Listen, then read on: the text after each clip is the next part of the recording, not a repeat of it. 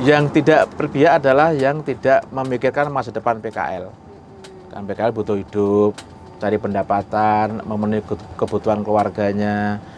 Kebijakan dianggap tidak berpihak kalau kebijakan itu justru meniadakan mereka, menggusur mereka, merelokasi di tempat yang tidak ada pembelinya.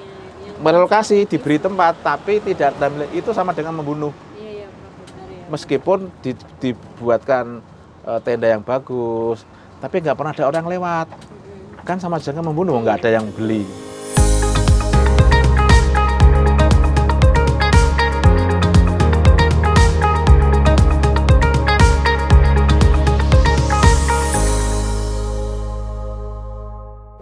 Hai Sobat UNES, nah ketemu lagi nih bersama saya Tuti Wijayanti dan pada edisi kali ini yaitu Kata Pakar. Kebetulan nih di edisi kali ini ada pakar kita yang baru saja dikukuhkan sebagai guru besar atau profesor di Universitas di Semarang ya. Nah beliau adalah Bapak Profesor Dr. Eko Handoyo, pakar untuk bidang beliau adalah etika dan kebijakan pembangunan. Nah untuk lebih jelasnya, untuk lebih lengkapnya, mari nih kita kenalan dulu bersama beliau. Halo Pak Eko. Halo Mbak Tuti. Sekarang Prof Eko ya. Nggak apa-apa. Prof Eko, bagaimana kabarnya, sehat ya? Sehat-sehat, baik. Ya. Sehat semua ya, Sobat UNES. Insya Allahnya sehat lah ya. Amin. Prof, gimana nih Prof sekarang menyandang gelar baru gitu ya? Rasanya mau bikin inovasi apa lagi nih Prof? Ya rasanya plong ya. Plong ya. Menunggunya agak lama.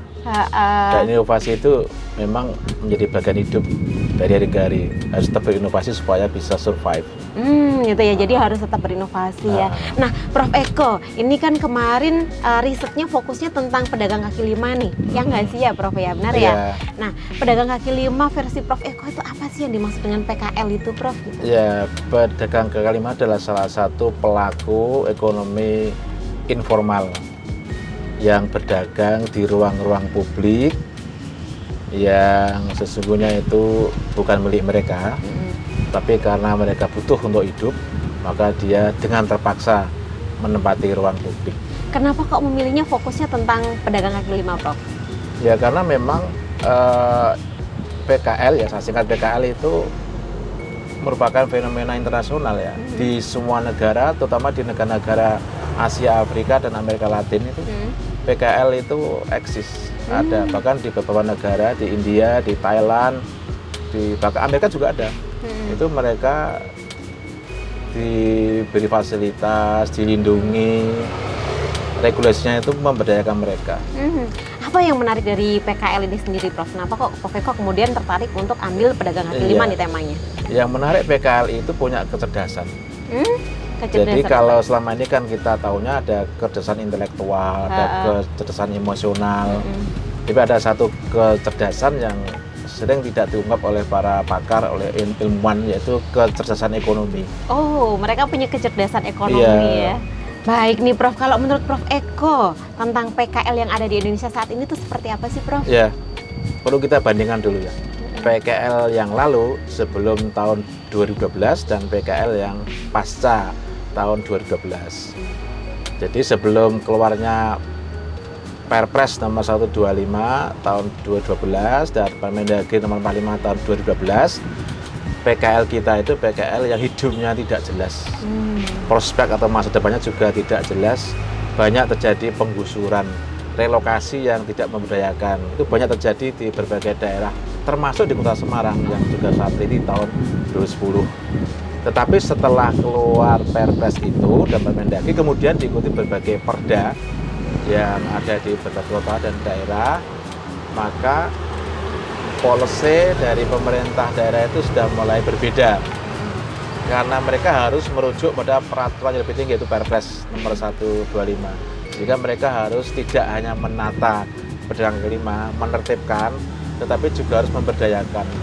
Bagaimana mereka diberi ruang hidup supaya mereka bisa hidup, bisa memenuhi kebutuhan keluarganya, dan juga kalau bisa meningkat kesejahteraannya. Berarti sekarang sudah ada pergeseran ya Prof ya? Dari sudah ada pergeseran kebijakan dan meskipun di sana sini masih ada sih, masih muncul. hal-hal yang memang tidak membantu PKL masih ada. Nah, kalau menurut Prof Eko nih, PKL yang ideal, terutama di Indonesia nih saat ini tuh harusnya yang seperti apa, Prof? PKL yang ideal itu harus ditata dengan baik, disediakan ruang oleh pemerintah daerah. Karena ada kelemahan di kebijakan pemerintah yaitu tidak memiliki data yang akurat mengenai jumlah PKL di Indonesia, terutama adalah PKL yang tidak tercakup oleh regulasi pemerintah. Kalau saya sebut ya, mungkin mohon maaf, PKL liar atau PKL yang tidak register ya. Berarti atau harusnya tidak terdaftar. terdata ya, Prof? Ya semua itu harus didaftar karena ini memang menjadi tanggung jawab pemerintah untuk memberikan layanan yang sebaik-baiknya kepada masyarakat, termasuk mereka yang kurang mampu. Karena pembangunan secara teoretik itu memang fokusnya pada mereka yang kurang mampu atau marginal. Kalau yang sudah mampu nggak masalah. Kalau dari hasil risetnya Prof Eko ini ya, selama ini tuh cara PKL untuk survive begitu seperti apa, Prof? Dengan tadi yang sebelumnya kan ada kebijakan yang mungkin kurang mendukung, sampai yang sekarang bisa agak lebih mendukung begitu. Cara survive-nya mereka tuh seperti apa, Prof? Sesungguhnya kalau secara teori ada dua cara yang disebut dengan strategi aktif dan strategi pasif. Yang aktif yaitu mereka harus berinovasi untuk bisa melakukan aktivitas perdagangan yang memungkinkan mereka bisa survive ya, dengan mungkin mengubah kemasan, dilakukan marketing melalui medsos, melakukan komunikasi dengan pembeli dengan memberikan diskon atau memberikan apa ya semacam hadiah kepada pembeli. Yang strategi pasif, ketika terjadi misalnya ada pandemi, ada krisis, mereka harus secara cerdas melakukan satu strategi, misalnya mengurangi volume perdagangan. Atau kalau penjual tempe kan ketika kedelai itu naik harganya, ya mau tidak mau dia harus berimprovisasi dengan cara apa? Mengurangi apa ini ya? Itu volume atau ya, ini volume, besaran ya? Tebal tipisnya tempe dikurangi sedikit, harganya tetap tidak naik sehingga tetap laku dan tetap dapat untung. Oh, jadi begitu ya. Itu jadi nggak salah loh. Pertama itu mungkin berinovasi gitu ya, Prof ya. Oh, tadi juga termasuk yang berinovasi ya, Prof ya, mengurangi. Iya, itu inovasi juga. Tanpa inovasi nggak akan jalan. Jadi memang sebenarnya strategi seperti itu tuh tidak salah ya, Prof ya. Ketika harus mengurangi jumlah atau mungkin volume dari tadi misalnya kalau kedelainya begitu ya, Prof ya. Nggak salah. Yang salah itu kalau misalnya jualan minuman tapi pakai pelarut-pelarut yang sifatnya kimiawi yang merusak kesehatan manusia, itu nggak baik kalau itu ya. Karena biar modalnya kecil. Tapi kalau sirup kemudian dikurangi manisnya, ya itu nggak masalah. Nggak masalah ya. Yang penting tidak menggunakan kecurangan-kecurangan untuk yang nantinya membahayakan kesehatan begitu ya, Prof ya. Nah, Prof, kalau selama ini nih terkait kebijakan dari pemerintah yang sudah berjalan ataupun saat ini sedang berjalan ataupun sebelumnya misalnya ya, Prof ya, itu sudah sesuai dengan etika dan pembangunan ekonomi terutama begitu nggak sih, Prof? Atau masih belum sesuai atau kemudian sudah tapi kalau bagaimana? Kita berbicara gitu? Etika pembangunan itu bahwa kebijakan pembangunan yang ditetapkan oleh pemerintah itu harus beretika. Beretika itu artinya bahwa harus menjalankan norma-norma regulasi yang menguntungkan masyarakat, yang menguntungkan, yang membuat masyarakat itu bahagia. Maka saya sebut kebijakannya harus kebijakan yang penuh cinta. Gitu kalau ya? sudah mencintai itu apapun dikorbankan untuk kepentingan yang lain. Seperti layaknya cowok cewek yang sedang mabuk asmara, kalau sudah cinta itu minta apalah, mau minta lipstik atau minta minyak wangi harga berapa diberikan itu. Kayaknya terlalu murah kalau lipstik aja, Prof. Iya, maksudnya begitu ya. Pemerintah itu kalau betul-betul dia penuh cinta, itu masyarakat minta apalah, mbok saya diberi bantuan gerobak, mbok saya dibantu untuk marketing lewat media sosial. Ya, kalau penuh cinta pasti diberi. Tapi kalau kebijakan nggak penuh cinta nggak akan keluar itu. Oke, berarti intinya adalah kalau membuat kebijakan juga harus didasarkan pada rasa cinta, kasih sayang gitu ya. Itu yang saya lihat sekarang selama ini belum ada itu. Yang masih kurang di situ ya, Prof ya. Belum kelihatan, masih normatif. Oh ya, berarti masih pada sebatas pada kira-kira mereka butuhnya apa gitu ya, belum sampai pada istilah kalau dalam hukum dulu Pak Prof Sajat Rajo itu hukumnya harus progresif ya. Oh gitu ya. Terus itu artinya melihat kondisi lapangan, kenyataan masyarakat yang dihadapi seperti apa. Oke. Jangan normatif, regulasi, taat asas, hanya itu. Nanti masyarakatnya sudah berkembang, butuh ini itu, ada perkembangan teknologi, masyarakat tidak bisa apa-apa. Sebenarnya pemerintah diam saja, ya kasihan juga masyarakat, termasuk masyarakat pedagang kaki lima. Baik, Prof, terkait kategori PKL nih, sekarang kan kalau saya lihat misalnya salah satunya di Simpang 5, itu kan sudah mulai tertata begitu ya. Iya. Apakah itu termasuk dalam kategori PKL yang di shelter-shelter seperti itu, termasuk yang di kantin itu apakah juga PKL atau seperti apa, Prof? Oke, Sobat UNES, perlu saya sampaikan bahwa PKL itu ada dua jenis ya. PKL yang terregistrasi, terdaftar, dan ada PKL yang tidak terdaftar atau disebut PKL liar. Yang sudah ada shelter, menempati ruang-ruang yang tertata rapi itu namanya PKL yang terregistrasi atau terdaftar dan mereka tercakup oleh regulasi pemerintah.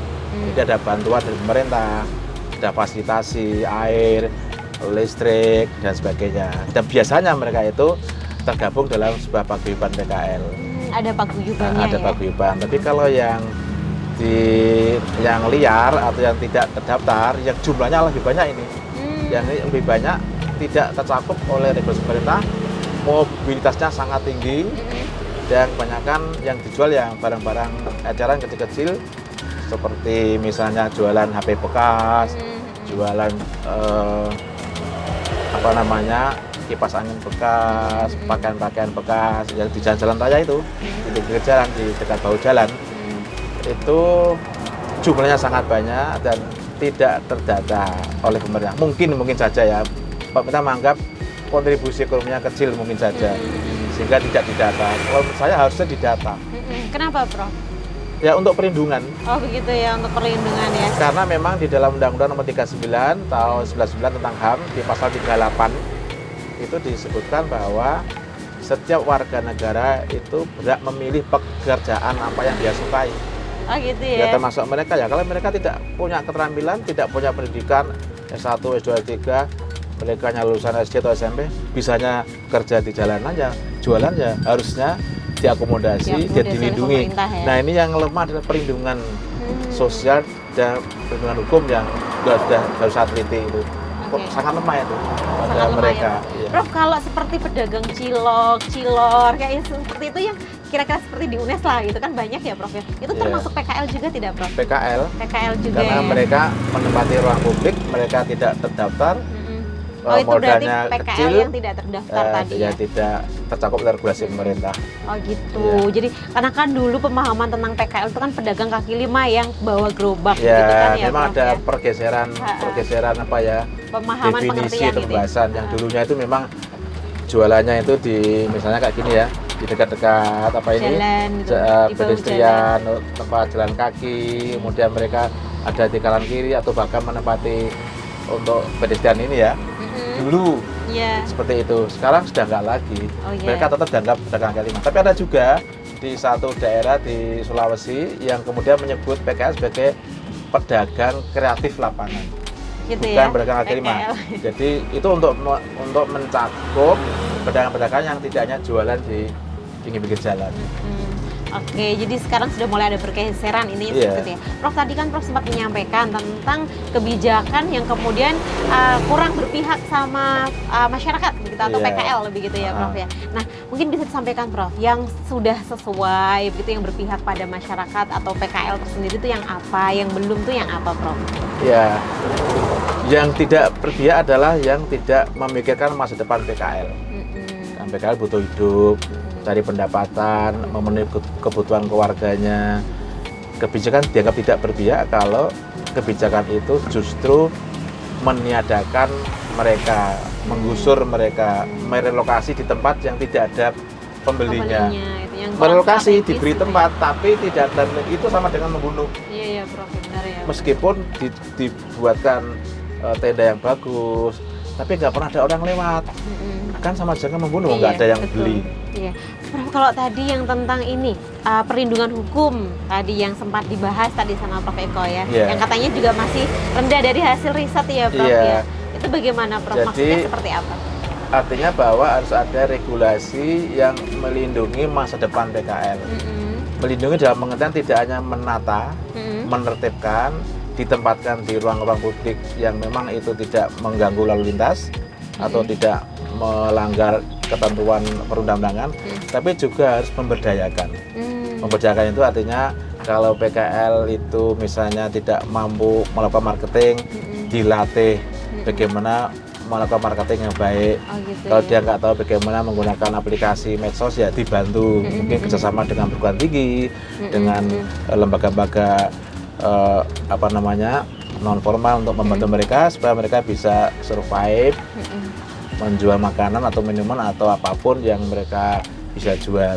Oke, kalau dinas yang berwenang di sini gitu dalam mengakomodasi PKL itu dinas mana ya, Prof? Ya, ini komprehensif ya, harus melalui namanya Pak Bupati, Pak Wali Kota. Itu yang megang kunci karena dinas itu di bawah komando Bupati Wali Kota. Ya, harus komprehensif.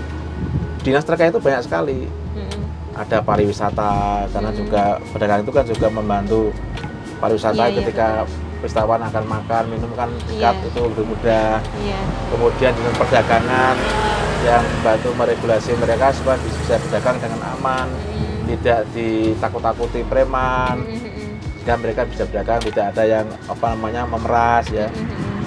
Juga dinas-dinas lainnya kalau itu terkait dengan misalnya soal lingkungan, ya dinas lingkungan hidup dan sebagainya, itu komprehensif harus ditata, dikoordinasi oleh Pak Bupati atau Wali Kota. Oh begitu ya, Prof ya. Jadi tidak bisa hanya satu dinas saja, tapi harus kalau hanya satu dinas, ketika terjadi perbenturan dengan kepentingan dinas lainnya, nanti jadi masalah, akhirnya PKL jadi korban.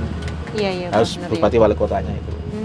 Oke, Prof, kalau terkait tadi juga nih tentang PKL begitu kan, biasanya kan mereka kalau pas COVID tuh, Prof, gitu. Itu ada kendala nggak sih, Prof, dengan modal salah satunya misalnya, karena kan minimnya pembeli, begitu kan, kemudian apakah kemudian mereka itu terkait modal itu menjadi kendala tersendiri atau seperti apa? Ya, ketika mau datang pandemi COVID-19, ada kebijakan dari pemerintah ini, Sobat Indonesia. Kebijakan pemerintah itu ada namanya pembatasan sosial. Jadi mobilitas orang itu dibatasi, tidak boleh banyak keluar ke ruang publik, takut nanti terjadi penularan penyakit COVID-19. Nah itu di para pedagang yang biasanya ramai dikunjungi pembeli, begitu ada pembatasan, ya sepi, karena memang nggak ada yang beli. Kalau sepi, sudah kadang makanan dimasak, minuman juga dimasak, terutama untuk yang kuliner ya, ini yang berat ini. Akhirnya nggak laku, dibawa pulang paling dimakan keluarganya atau tetangganya, otomatis modalnya menjadi surut karena nggak ada yang masuk, sehingga dia harus berhutang. Dan hutang lama-lama dia menjadi terbebani. Untuk kembali lagi butuh pembeli. Kalau nggak ada pembeli, ya habis, kasihan. Banyak juga itu pedagang yang mengalami itu. Kalau kemarin sempat riset tentang itu ya, Prof ya? Iya, riset saya memang menunjukkan ada yang memang mereka itu jatuh, bangkrut, tapi ada juga yang pinter-pinter itu, cerdas itu. Dia yang semula nggak mengenal medsos, aplikasi WA, dia beli HP, dia pakai WA, diajari anaknya, diajari adiknya dan sebagainya, kemudian dia bisa komunikasi dengan pelanggan, dengan pembeli, dia bisa jual. Contohnya itu dia pedagang sate ya, sate ayam di Taman Diponegoro itu saya tanyai itu, gimana Mas, apakah ada persoalan ketika pandemi ini, apakah omsetnya turun? Oh tidak Pak, saya aman-aman saja. Loh kok bisa? Ya karena saya menggunakan medsos Pak. Selain itu saya juga ikut aplikasi yang namanya bekerja dengan e-commerce ya Pak? Gojek dan Grab, hebat loh. Banyak juga yang masuk aplikasi Gojek Grab, akhirnya banyak orang beli ya? Dia tinggal menyiapkan. Oh gitu ya, jadi memang salah satu pedagang sate loh. Nah kalau ini Prof, tentang itu, dia kan mungkin kalau yang punya inovasi dari dirinya kan oke lah gitu ya, bisa gitu, karena ada dari dirinya sendiri juga sudah ada inovasi tersendiri, kesadaran sendiri gitu. Kalau yang belum itu tadi, nah kebijakan pemerintahnya seperti apa, Prof? Ya, kebijakan pemerintah ada kalau saya sebut gitu? Dia harus punya modal, namanya modal institusional. Yang di dalamnya ada norma, ya Sobat Indonesia, ada norma, ada regulasi. Yang regulasi itu harus responsif, harus akomodatif, harus adil, dan tadi saya katakan penuh cinta ya, penuh cinta. yang ditujukan pada masyarakat, khususnya masyarakat pedagang kecil termasuk PKL atau pedagang kaki lima. Nah, dengan regulasi yang berpihak pada mereka, yang menyenangkan, yang membahagiakan PKL, maka PKL itu tenang, mau bekerja mau berdagang itu nggak ada masalah. Ketika kurang modal dia diberi akses ke misalnya BPR atau mungkin dari UMKM dan koperasi ya. Tapi kalau modal saja tidak dibantu, bentuk hutang ya kan bayar ya, ya mereka juga akan kesulitan karena kunci utama pedagang itu modal. Tapi kemarin itu kan pemerintah sebenarnya juga sempat memberikan bantuan-bantuan ya Prof ya bagi masyarakat yang terdampak. Nah, apakah PKL ini juga salah satu yang mendapatkan bantuan dari pemerintah? Kelemahannya adalah berbasis pada KTP. Oh gitu. Karena banyak juga pedagang migran ya datang ke kota Semarang, ke kota-kota besar, dia KTP-nya kota asal. Dan ketika ada pendataan untuk bantuan, dia nggak dapat. Mestinya nggak seperti itu ya. Mestinya mereka tetap dapat bantuan karena mereka juga butuh. By domisili juga gitu ya, Prof by domisili itu namanya adil ya. Tidak usah terlalu kaku, kebijakan itu kan uang rakyat ya, bukan uang birokrat, bukan uang pemerintah, uang rakyat dari kerja keras rakyat, ya kembalikan kepada rakyat. Oke. Kalau harapan ke depan nih Prof, dari Prof Eko terkait kebijakan dari pemerintah yang sekiranya berpihak pada pedagang kaki lima itu yang seperti apa Prof?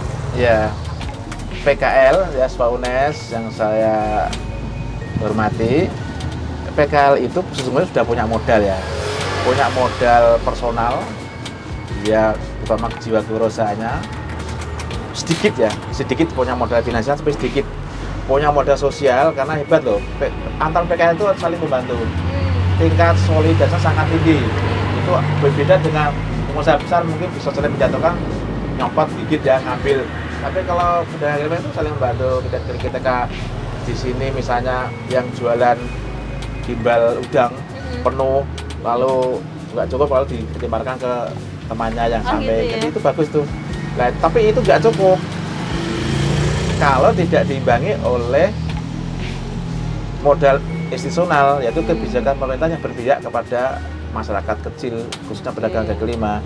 Nah, bertemunya modal sosial masyarakat dengan modal institusional dari pemerintah itu akan memperkuat tingkat partisipasi masyarakat dari golongan rumah itu pada pembangunan, ya partisipasi untuk membersihkan lingkungan, partisipasi untuk tertib pada aturan, kontribusi ekonomi mesin kecil, dan didukung oleh modal institusional akan membuat mereka patuh pada kebijakan, dan kebijakan itu menjadi berpihak dan memberdayakan masyarakat, sehingga tujuan pembangunan ini adalah kan kesejahteraan masyarakat itu bisa dicapai, meskipun kesejahteraan itu ya relatif ya. Iya. Berarti intinya tuh yang berpihak gitu ya Prof ya, berpihak pada itu harus dan juga bisa memberdayakan ya Prof. Itu bisa diterapkan di semua lini kehidupan, tidak hanya di perdagangan. Kalau kebijakan berpihak itu otomatis tingkat partisipasi itu tinggi, kemudian ketaatan kepada aturan juga tinggi, kebijakannya diterima, tujuan bisa dicapai. Oke, wah luar biasa sekali Prof Eko. Terima kasih. Senang sekali nih kalau saya sendiri ini dapat ilmu banyak nih Prof dari percakapan kita kali ini ya Prof ya, karena tadi ternyata PKL itu juga pengertiannya sudah mulai bergeser gitu ya Prof ya. Kemudian juga terkait kebijakan-kebijakan, ternyata juga ada juga loh kebijakan yang berpihak sama pedagang kaki lima, namun juga ada beberapa yang mungkin perlu ditingkatkan, perlu dibenahi begitu ya Prof ya. Yang intinya adalah lebih berpihak pada PKL, dan juga tidak hanya berpihak tapi juga bisa memberdayakan gitu ya, memberdayakan dari PKL. Oke, terima kasih Prof Eko sudah menyempatkan waktunya untuk bincang-bincang bersama UNES TV. Dan tentunya semuanya ya, Sobat UNES ya semuanya, terima kasih untuk semuanya. Ya, terima kasih sekali nih untuk Sobat UNES yang sudah menyaksikan UNES TV. Jangan lupa untuk selalu pantengin terus ya Spotify-nya UNES TV. Kemudian jangan lupa follow IG-nya UNES TV, subscribe. Yang belum komen-komen positif ya. Ingat ya, komennya harus yang positif ya. Jangan lupa juga di-share ke teman-teman yang lain ya, ke Sobat UNES yang lain. Terima kasih sekali lagi untuk Prof Eko, dan kita pamit ya pada Sobat UNES. Sampai bertemu di Kata Pakar selanjutnya. Sehat selalu ya.